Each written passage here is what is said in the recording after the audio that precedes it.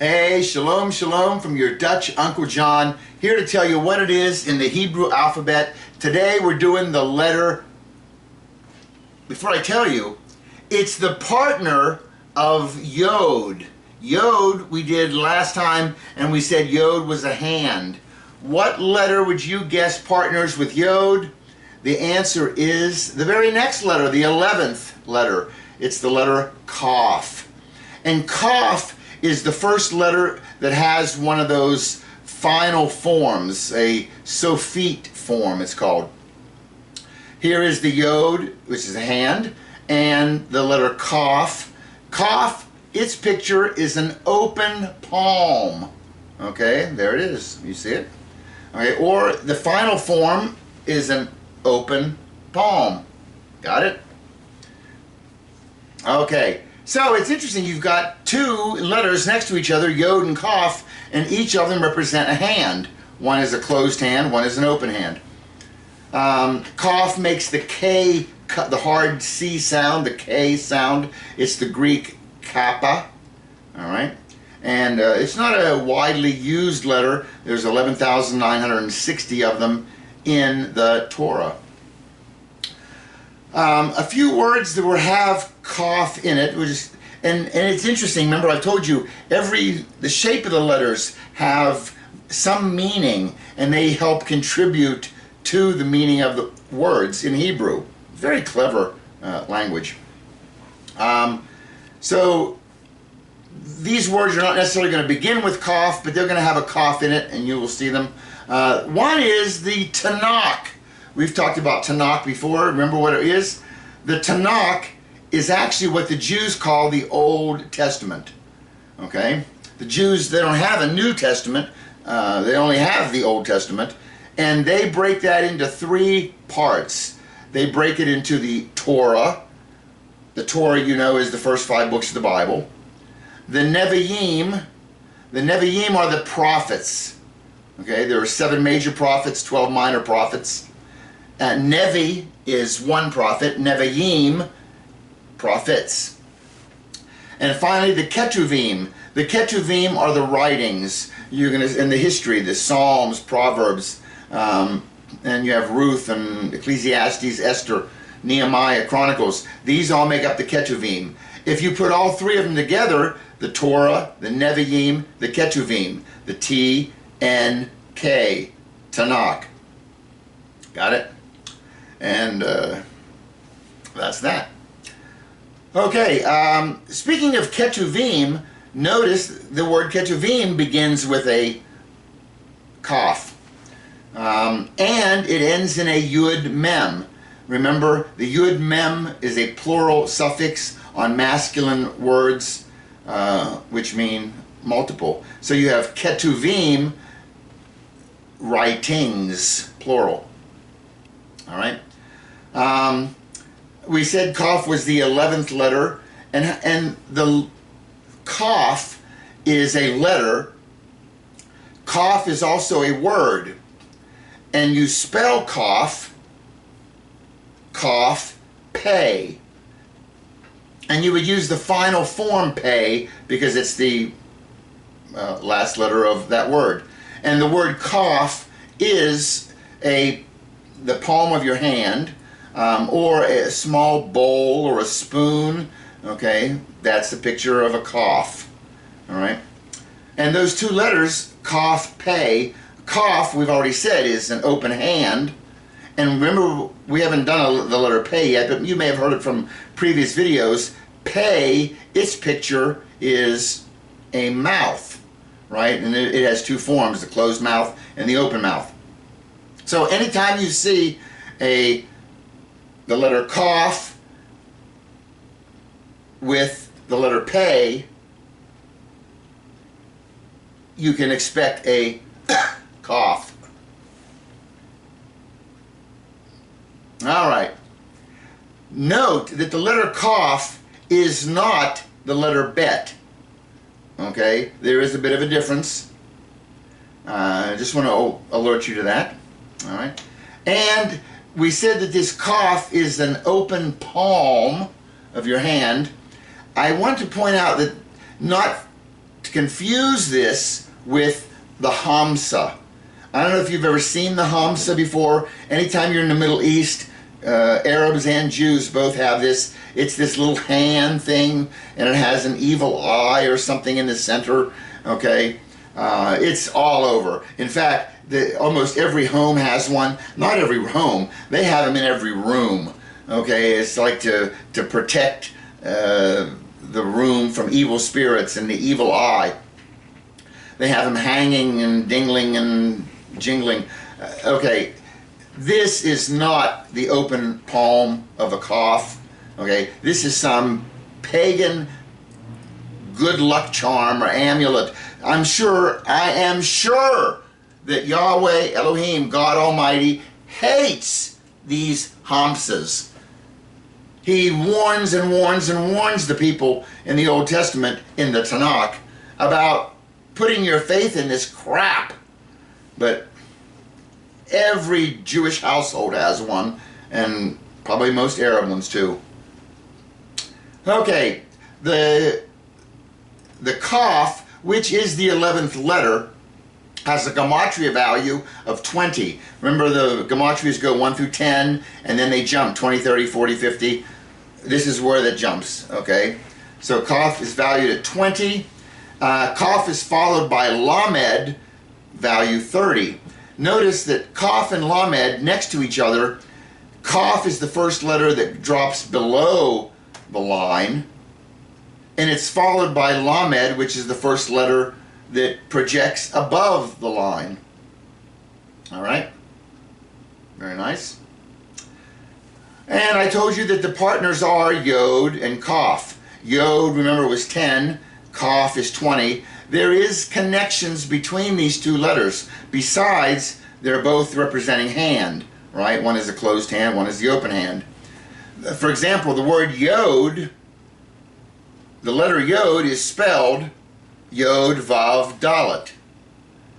And if you put the gematria values in to the spelled out word, Yod is 10, Vav is 6, Dalet is 4. The word Yod adds, the parts of the word Yod add up to 20. So it's showing numerically how the Yod and the kaph are connected.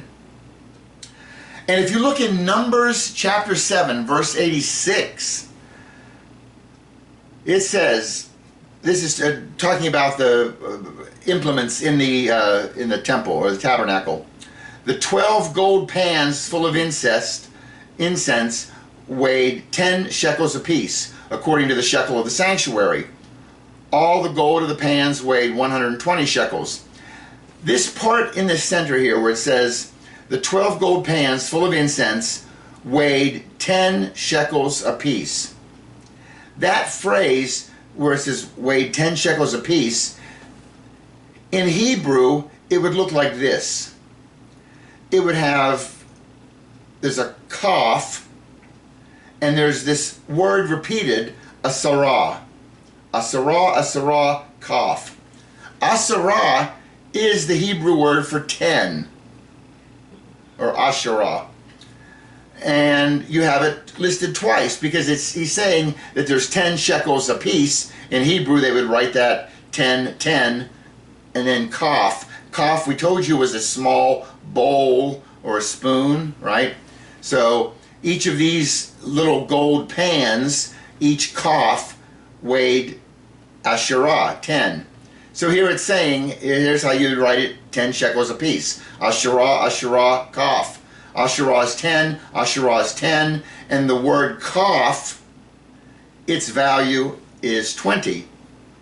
So it's just kind of clever how God hid this little correct math equation in his Bible there with 10 and kaph. The letter kaph by itself, stuffed into a word or stuffed between words, it makes the K sound, but it means as or like. Okay, it was as cold as ice. In Hebrew, it was as cold ka ice. You put that, it's cold like ice. It was cold as ice. You hear it in certain people's names. In Daniel 10:13, it talks about, but the prince of the kingdom of Persia was withstanding me for 21 days. Then behold, Michael, one of the chief princes, came to help me, for I had been left there with the kings of Persia. Michael is, in Hebrew, Mikael. Got it? Well, we know, what is me? We've talked about this before. Me is who. El is God, Elohim. And ka is like or as. Mikael. Who is like God. Isn't it nice how you can take these words that you've been hearing forever and tear them apart and find out very cool things about them? I like it. Okay. Here's a cool word that begins with a kaph, and it has many applications to it, and that is the word kopher. The first time we see this is in Genesis 6:14, where God is telling Noah, make for yourself an ark of gopher wood.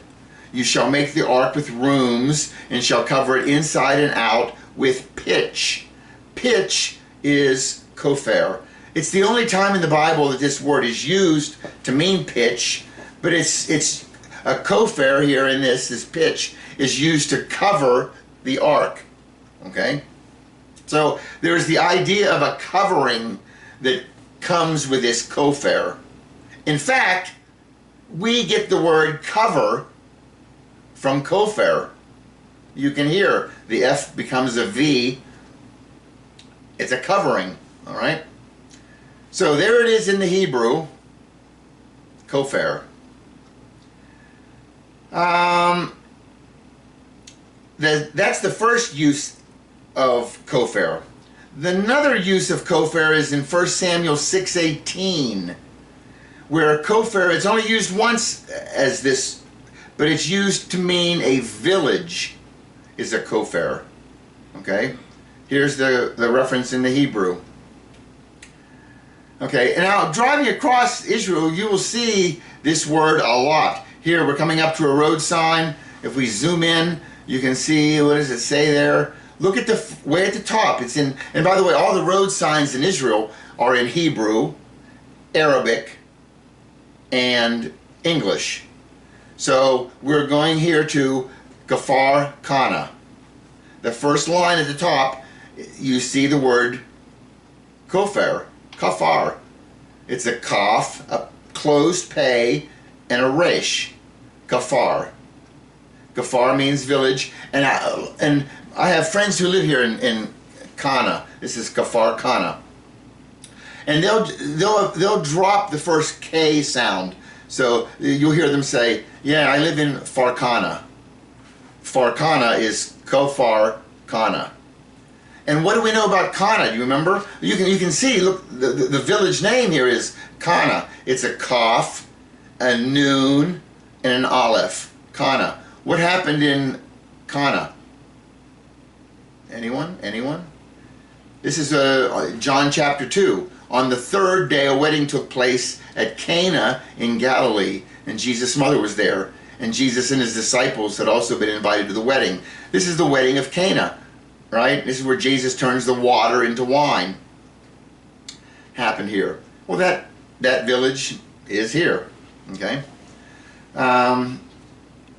By the way, this is a little side note. I know you like these. That when he turned the water to wine in Cana, remember it says that there were 6 empty stone water containers that were there. And he told them to fill them with water and then go and dip some of it out and taste it, and it was the best wine ever. So he took water, which was inorganic dead water, and he made it into wine, fermented, living. Okay, he brought life to this water. But notice there were 6 of these containers. What does 6 represent? 6 is the number of man. So when you have 6 of these, it wasn't a coincidence. 6 represents stone, cold, empty vessels. That was the condition of mankind prior to the wedding. But when at the wedding, the water was, the containers were filled with water and given life. That's the beautiful picture. That Yeshua, Jesus, He is the creator. He can create life out of water. And He can bring new life to man. The stone cold empty. Okay? So, we've said Cana, Kfar Cana would be the village of Cana. Here's one. Look at the next one here. Kfar Nahum. You know Nahum. Nahum's one of the minor prophets in the Bible, in the Tanakh. And when you say Kfar Nahum, the F, remember the F sound in Hebrew is also can double as the P sound. So when it turned to English, Kfar Nahum became Kapar Nahum, Capernaum. You hear Capernaum thinking is a very New Testament name, and it's all through the New Testament. Yeah, it's Kfar Nahum, the village of the prophet Nahum. Okay, so one time this word kafar means pitch, a covering of black tar around the ark, and one time it's used to mean village. The other 15 uses in the Bible, kafar happens to mean ransom or atonement, okay? And this is the predominant meaning for it. Atonement is, and it usually gets the P sound, kapar, kapur, okay? You see the kaph, the pei, and the resh. Proverbs 21:18, the wicked is a ransom for the righteous. There's that word kapur.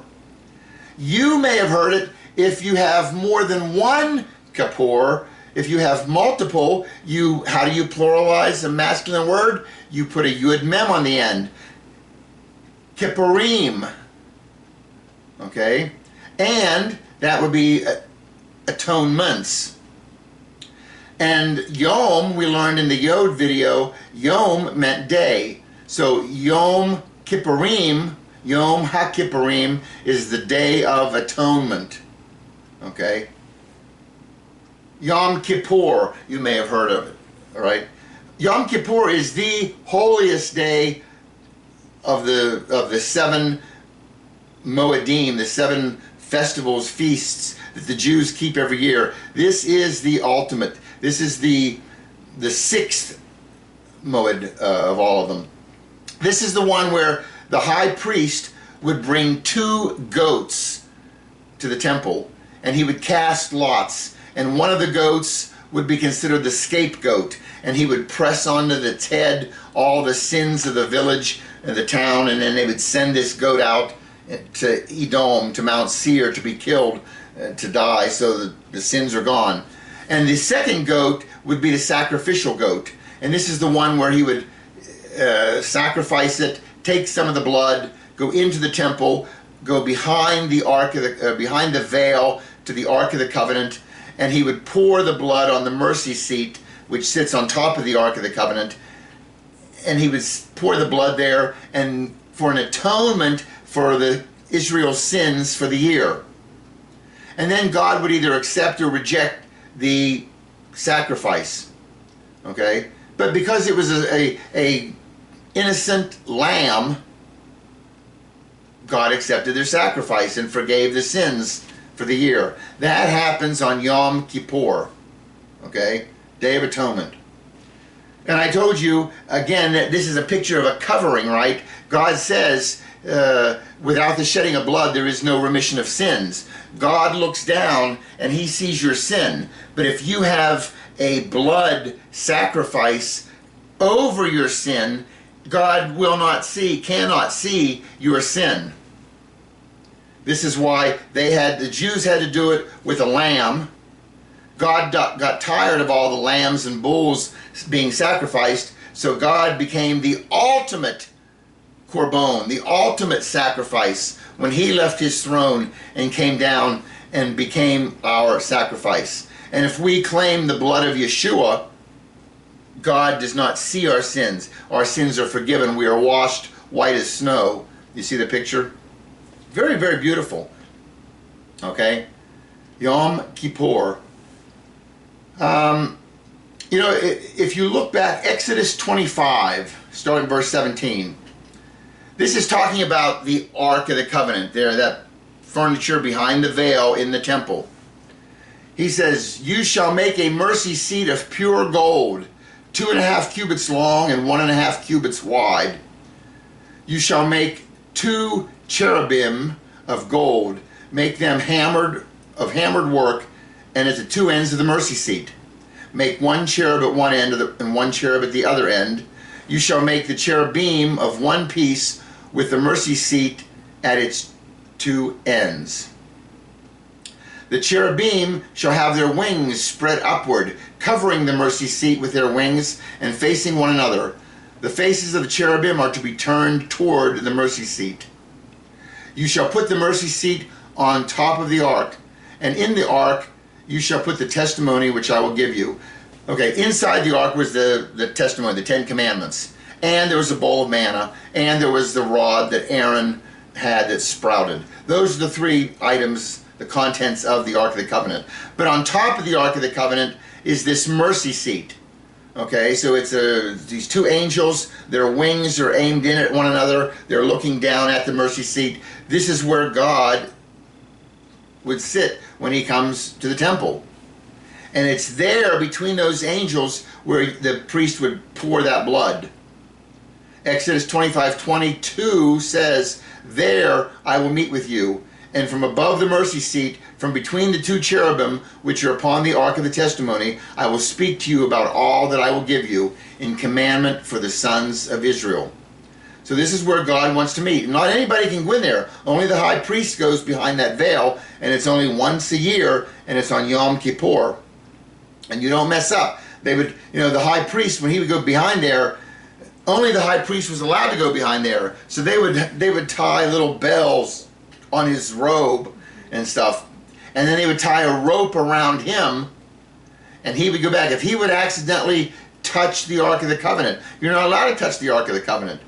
We saw that. It was an example of somebody, the ark was about to fall and the guy stopped it. As soon as he stopped it, he dropped dead. So there's a lot of things, you make mistakes, you're dead. And if you get killed back there, no one else is allowed to go back to get you, only the high priest. So they tied a rope around the high priest. This is what I'm told, that they could pull him out if he would screw up and bump something and die. Okay? Okay, so that's Yom Kippur. And we're talking here about the mercy seat. Well, that brings us to our next word. It's the kapharet. The kapharet is how you say mercy seat in Hebrew. In Exodus 25:20, and the cherubim are to have wings that spread upward, overshadowing the mercy seat, the kapharet. The cherubim are to face one another, looking toward the kapharet. Got it? There it is in the Hebrew. You can see it lit up. Now, this is a neat picture here of this mercy seat. And we have seen this before, especially the Christian community. Where have you seen this kapharet mercy seat picture? In John chapter 20 of the New Testament, starting in verse 1. It was the first day of the week, and Mary Magdalene came early to the tomb while it was still dark, and saw that the stone had already been taken away from the tomb. So she ran and came to Simon Peter and to the other disciple whom Jesus loved, and said to them, "They have taken away the Lord out of my tomb, and we do not know where they have laid him." So Peter and the other disciple went forth, and they were going to the tomb, and the 2 were running together. And the other disciple ran faster than Peter and came to the tomb first. And stooping and looking in, he saw the linen wrappings lying there, but he did not go in. And to Simon Peter, who also came following him, he entered the tomb, and he saw the linen wrappings lying there, and the face cloth which had been on his head, not lying with linen wrappings, but rolled up in a place by itself. Okay, so they go in and they see all this, the bloody clothes there between these two angels. Do you see the picture here? Verse 11, it says, "But Mary was standing outside the tomb weeping, and so as she wept, she stooped and looked into the tomb, and she saw two angels in white sitting, one at the head and one at the feet, where the body of Jesus had been lying." That's a picture inside the tomb. That's a picture of the kaph, the mercy seat in the temple. And there you had to apply the blood of the sacrifice between the angels. The high priest had to do that, right, to have the sins forgiven. And here we have Jesus' bloody clothes right there between the angels on the mercy seat. Beautiful, beautiful picture. You know, while we're here, let's just go on and because there's a cool thing that happens. The angel said to Mary, this is verse 13, "Woman, why are you weeping?" And she said to them, "Because they have taken away my Lord, and I do not know where they have laid him." When she said this, she turned around and she saw Yeshua standing there, and did not know that it was Yeshua. Yeshua said to her, "Woman, why are you weeping? Whom are you seeking?" Supposing him to be the gardener, she said to him, "Sir, if you have carried him away, tell me where you have laid him, and I will take him away."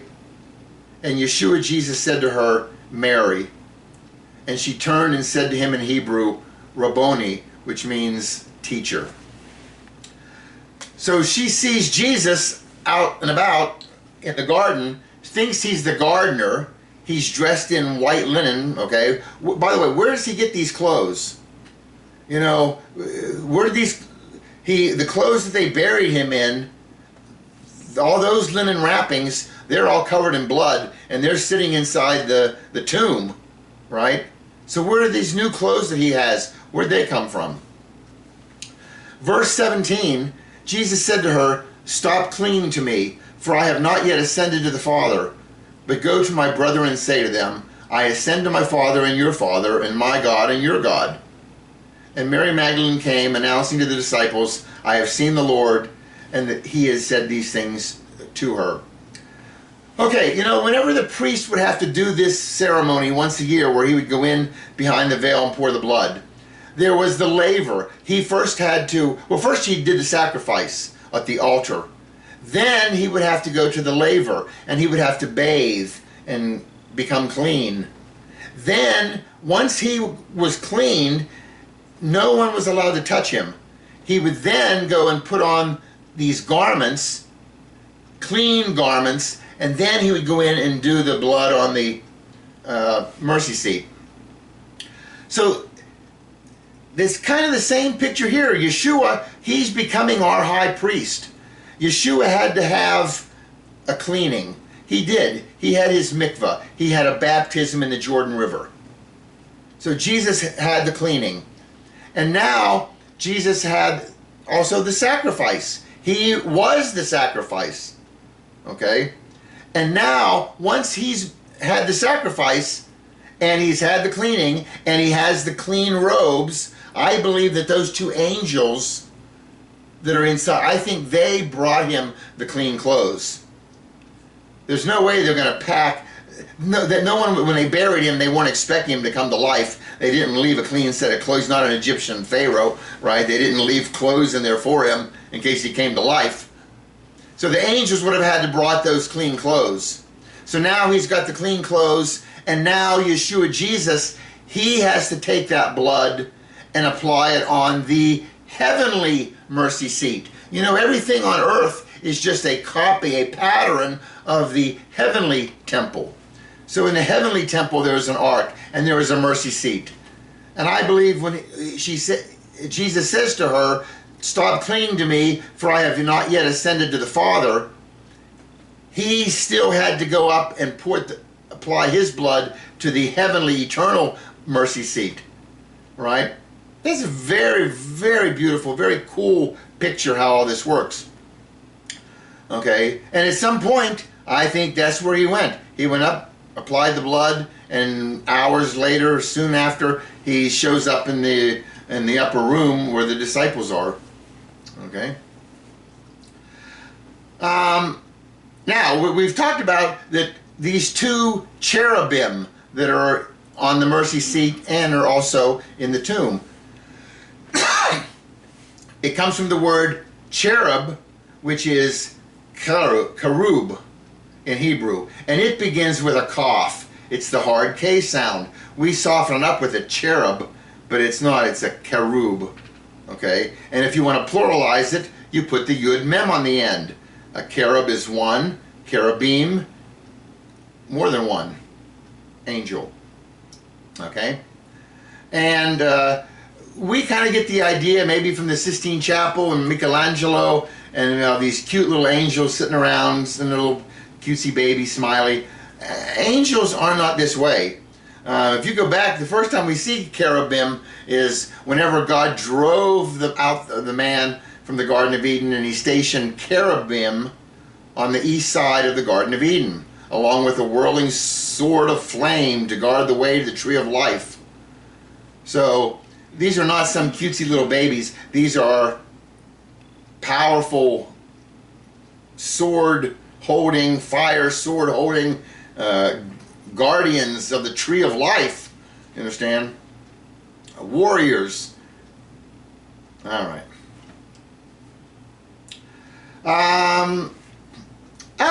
Since we talked about kafar and village and covering and kippur, another word that you may have heard is a kippah. Before I tell you what it is, let's read 2 Samuel 15:30. It says, "But David continued up the Mount of Olives, weeping as he went. His head was covered, and he was walking barefoot. And all the people with him covered their heads and went up, weeping as they went." Okay, so we have something covered here. We have a head covered in this verse. In Jeremiah 14:3, it says, "The nobles send their servants for water. They go to the cisterns, but find no water. Their jars return empty. They are ashamed and humiliated, and they cover their heads." Again, covering of the head. Okay, there's enough clues. What is this word? It's kaph, pei, hey. It's kippah. Kippah. Okay? And the Jews cover their head, the Jewish males. And the Jewish women also. Okay? Sometimes you'll hear it called a yarmulke, okay, or a skull cap.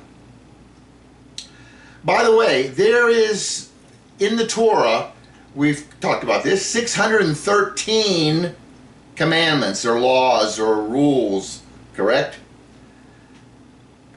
This is not one of them. There is no rule, no law in the Torah, in the Tanakh, that says you must keep your head covered. This is one of those that has become a tradition, and it's become such a tradition that it's become a law unto itself. I'm going to give you an example. I was visiting some Jewish friends once, and we were sitting in the dining room table. There's, I don't know, 8 or 10 of us, all the adults. One of the people there had brought her 2 sons, and the 2 sons were in the living room, and one of them was on the couch, and he had something in his hand, a stick or something, and he was bouncing on the couch, trying to touch the ceiling with whatever he had in his hand. Okay, now, he of course is a guest, right? His parents are guests in these people's home. And I'm looking out into the living room, and I see this kid bouncing on the sofa. And I kind of motion like he shouldn't be doing that. And the mother turned and saw him, and all of a sudden had a fit. She said, "Avi, put your kippah on." Everyone at the table, all the Gentiles, our mouths dropped open. That was the sin. Not that you were bouncing on our friend's sofa. No, that your kippah fell off. See, there's no rule in the Bible that says you can't bounce on somebody's sofa. And if they would read, there's no rule that says you have to keep your head covered. But they have these two examples. The main one is King David. Whenever Absalom died and he's going up the Mount of Olives and has his head covered, right? He's weeping and he's sad. And so they claim that they're keeping their head covered in mourning for the temple being destroyed or for whatever they're mourning, all right? But we got to be careful. What did God say? Which one? What do we have to keep? What do we not have to keep? He doesn't want us creating all these extra rules. Okay, another word that begins with a kaph is the word ketubah. I don't know if you've seen my Revelation 1, 2, and 3 videos. I think they're the best content videos we've put out. But if you have time, take a look at those. But in 1, 2, and 3 of Revelation, it's all about the ketubah. A ketubah is the Jewish prenuptial agreement.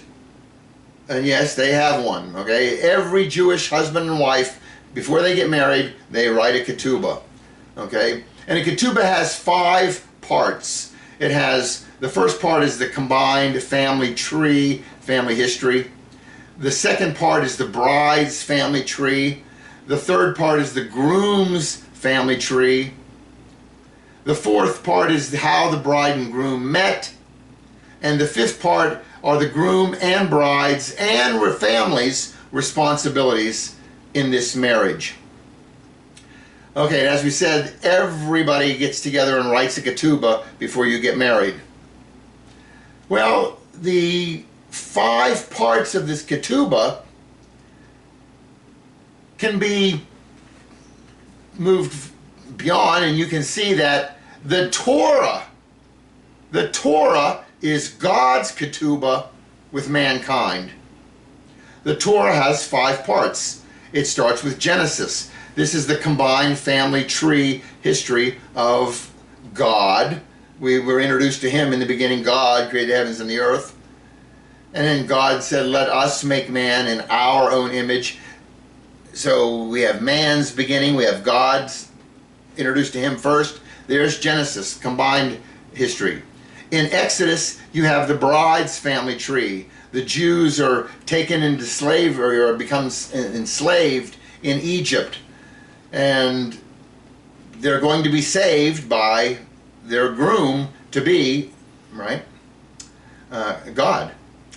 Leviticus talks about the groom's family tree. This is where you get all the Levitical priesthood and all the rules for the priest. Yeshua, Jesus being the ultimate high priest, right?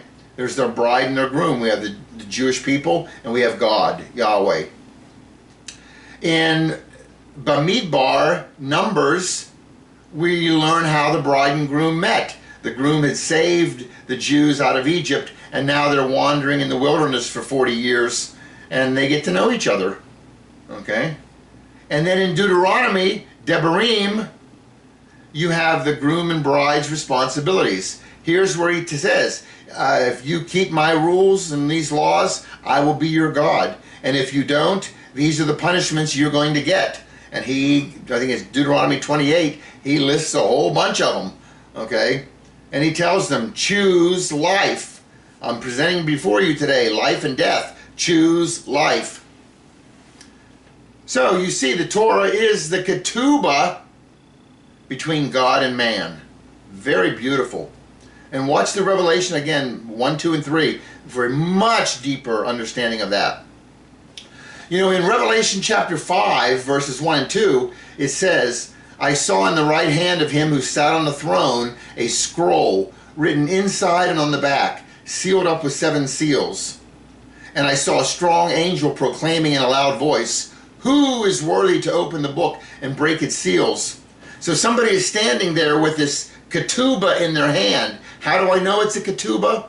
there's clues here. One, there's 7 seals. That's something to do with the 7 signatures that you need on a ketubah. But here, this is Yeshua Jesus, and he's got that ketubah. And they're wondering who is worthy to open it. How do we know again it's a ketubah? Look at Exodus 32:15. It says, when Moses turned and went down from the mountain with the 2 tablets of the testimony in his hand. Tablets which were written on both sides. They were written on one side and the other. Notice the ketubah is the paper that is being held in Revelation 5. It's written on the inside and on the back. That's one of the traits of a ketubah. It's written on both sides of the page. And when Moses came down, we always see him coming down with these tablets, and there's 5 rules on each tablet or something. No, there are this writing is on both sides of the stone tablets. Okay, it's showing it's a picture of a ketubah. Okay, another word that begins with a kaph is Kislev. And Kislev is the month of the Hebrew Bible, or Hebrew calendar. It would be the 3rd month or the 9th month, depending on which calendar you're looking at. Kislev is Kaph, Samek, Lamed, Vav. Here's the original calendar that was in the beginning. God created the heavens and the earth on Tishri 1. Remember, Tishri 1 would have been on a Sunday that year that was created. But if that's the case, if Tishri is the 1st month, Kislev is the 3rd month. At some point, God made Nisan the 1st month, and when that happened, Tishri became the 7th, Kislev became the 9th month, and Kislev falls usually November, December, and Hanukkah is in Kislev 25. In fact, Kislev 25, I have a video on the Sukkot, Jesus' birthday. Jesus is conceived, Jesus, the light of the world, is conceived on Hanukkah, the festival of lights.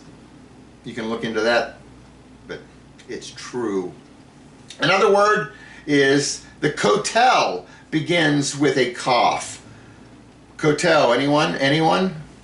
Kotel means wall in Hebrew. And maybe you heard of the Maravi Kotel. Maravi is the western wall. This is in Jerusalem. This is right below the Temple Mount. You know, that is the Temple Mount. Right now on top of the Temple Mount you have 2 major structures. On the right you have the Al-Aqsa Mosque. It's a silver domed, it's not silver, it's like a lead domed grayish. You can see it on the right hand side of this picture, and on the left hand side you have the Dome of the Rock.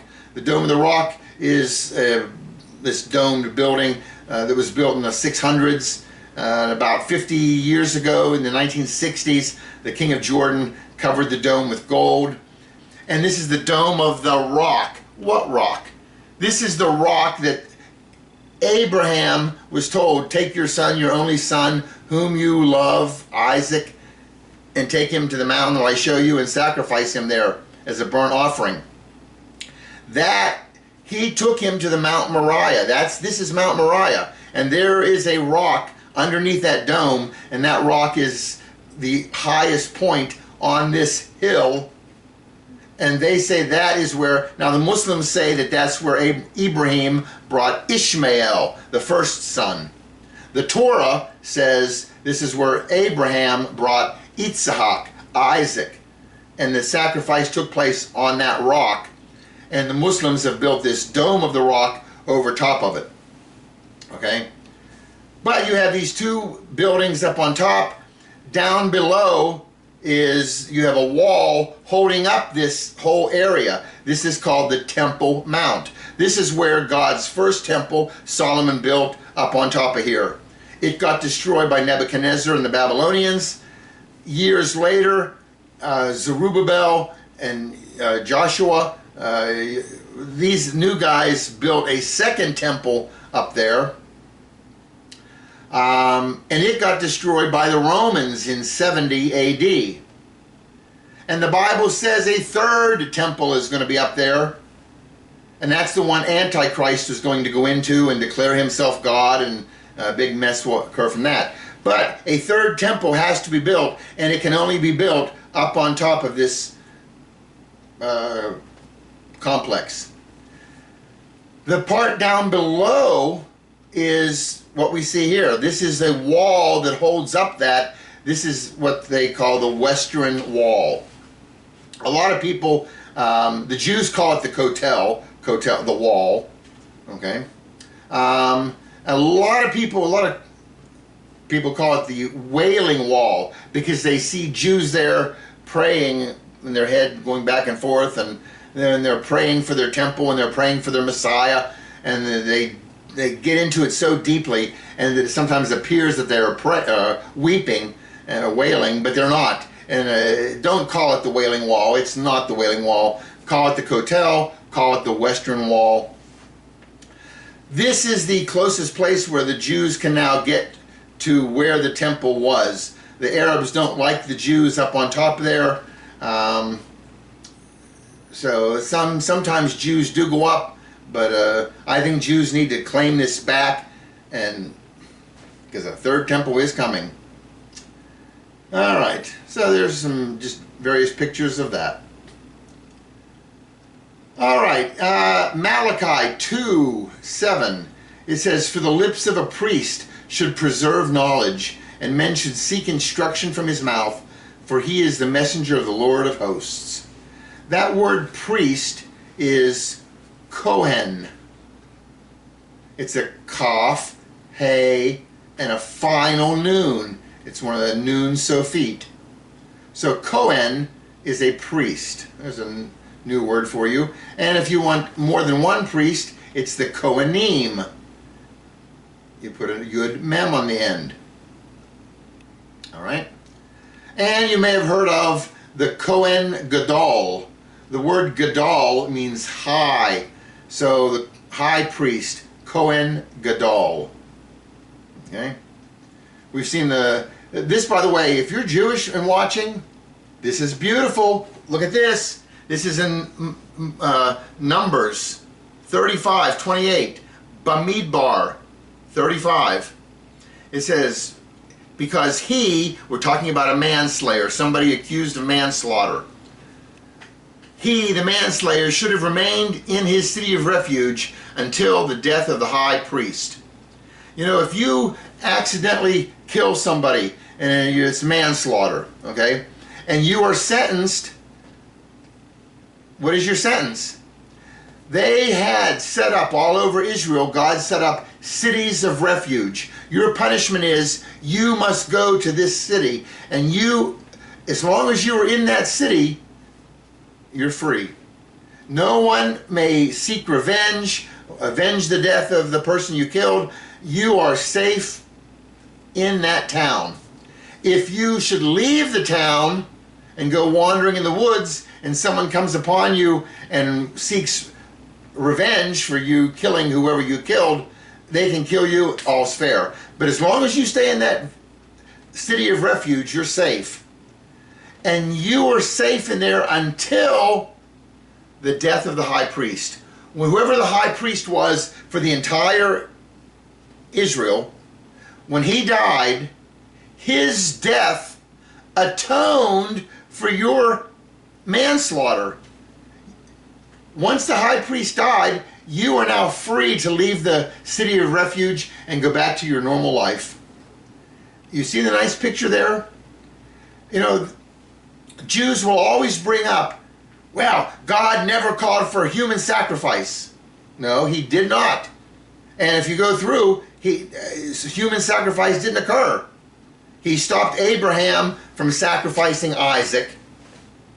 Jesus, he made a point to say, not one of the sheep that God had given him died. You know, no one associated with Jesus or his ministry ever died. He saved all his followers. Jesus, though, Yeshua, who is God himself, incarnate, became flesh, he did become our Korban. He is God. No man had died. He was also a man, yes. But you understand? And in his death, Jesus is our high priest. He is the Kohen Gadol. And we become free because of his death. His death, his blood atones for our sins. It's a beautiful picture. And it is a picture that the death of a human atones, or the death of a righteous atones for the sins of the guilty. Here's another word that begins with a kaph, and it's a rather important one. You probably hear it a lot.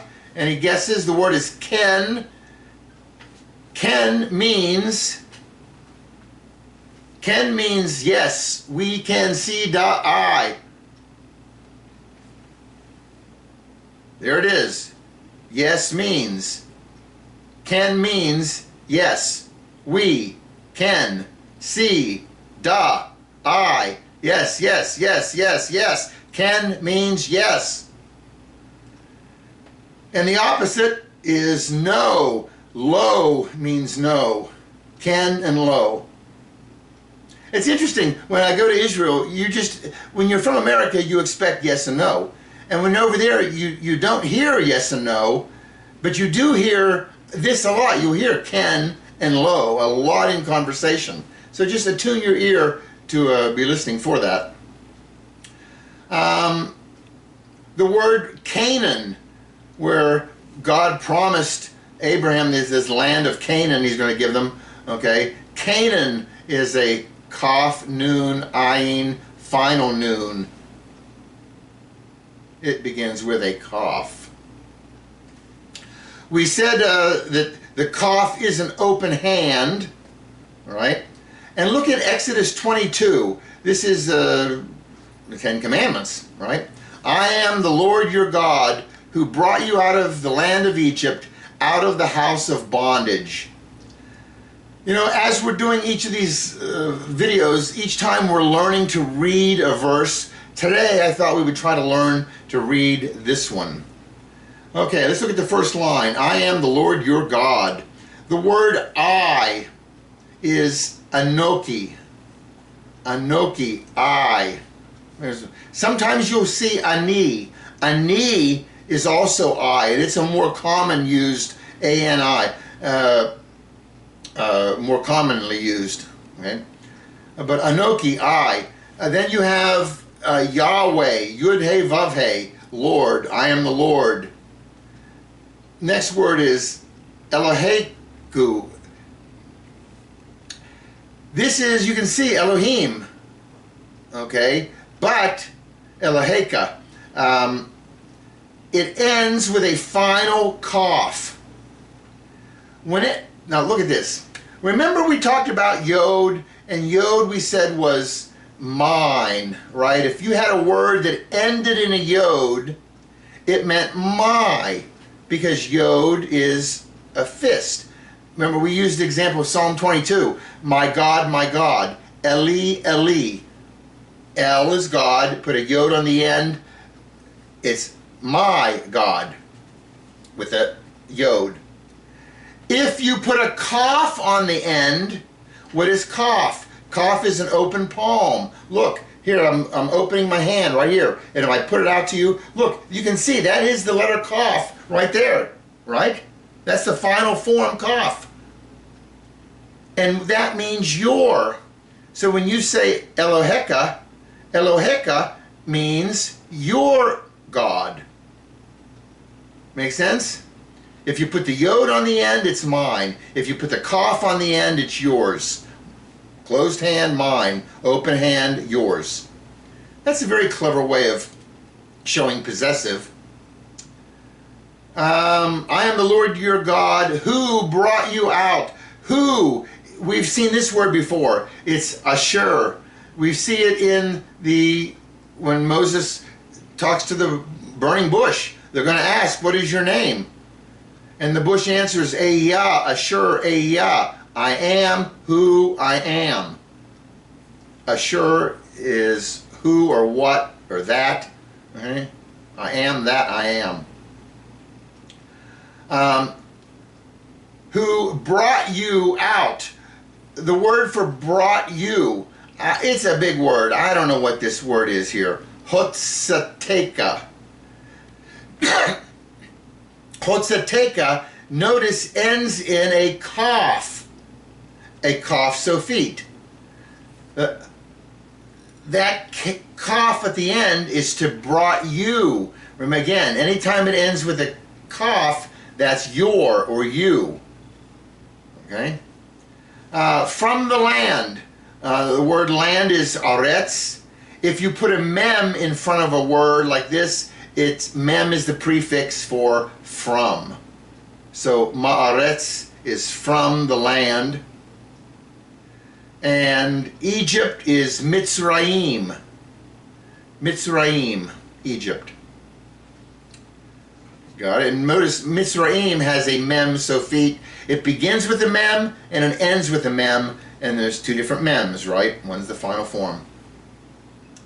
From the house. Well, we know house is bet, and again, you put a mem in front of it, it's from mabet, from the house.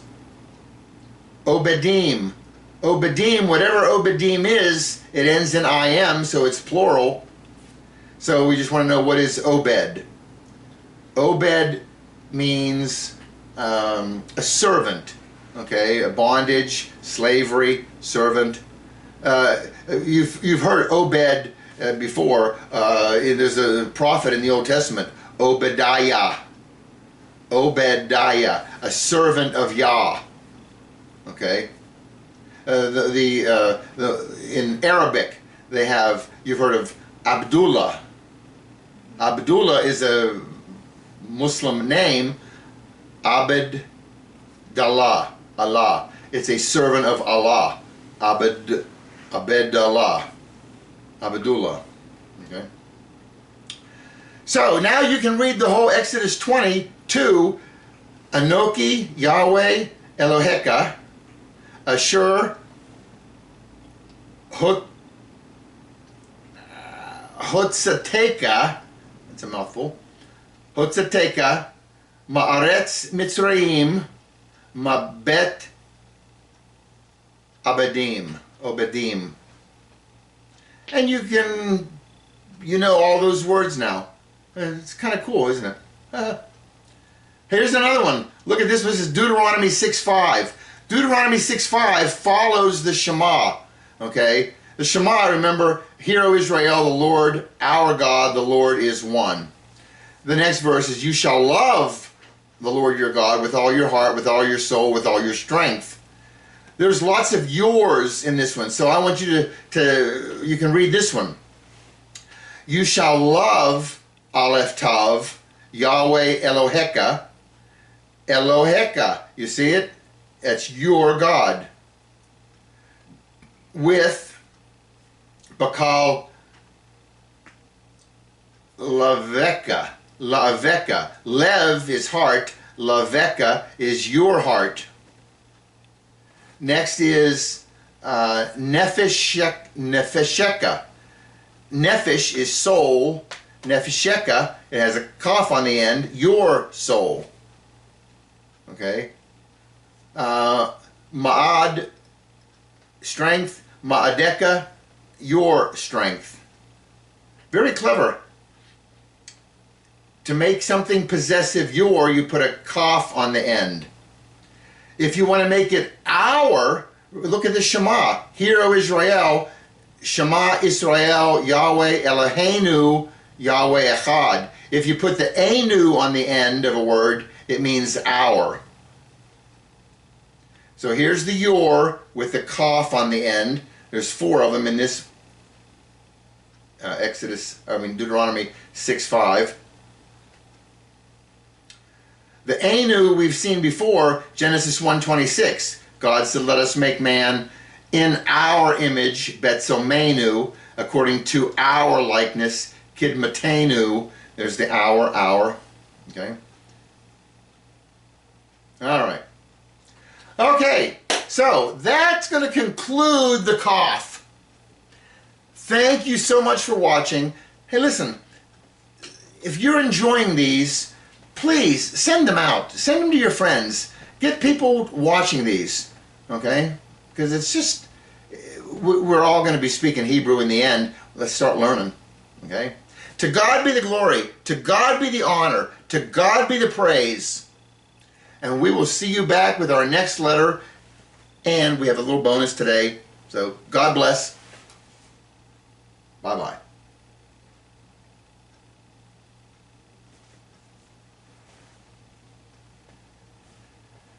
Okay, now we're back with our bonus. I told you that the kaph means as or like. Okay, so we have that here, kaph, as.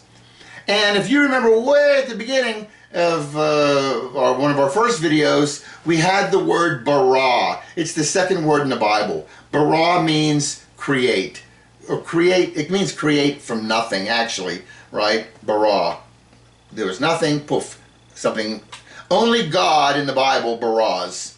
Okay, this verb is saved just for him. Because he's the only one who can do it. Create from nothing. And we've told you that Aleph is God's letter, right? Aleph represents God, Aleph. So if we put these three together, bara, that would be kind of like God creates, all right? God, bara, creates. And kaph is just the k sound, as. Dabar is speak, words, speak. We get the word Debarim. Debarim, Deuteronomy, comes from Debar. It's the plural of Debar. And again, an Aleph at the end, Aleph is God. So this little phrase, it's not actually Hebrew because Aleph is not the Hebrew word for God, but it represents God. But you could pronounce this out as bara, ka, dabar, and what you'd be inferring is God creates as God speaks. And isn't that the truth? If God opens his mouth and says, be light, boom, light be, right? God creates the heavens and the earth. He opens his mouth, speaks it, it happens. Very nice. And so you can pronounce this out, bara, ka, dabara. God creates as God speaks. Abracadabra. God bless. Thanks for watching. We'll see you soon. Bye-bye.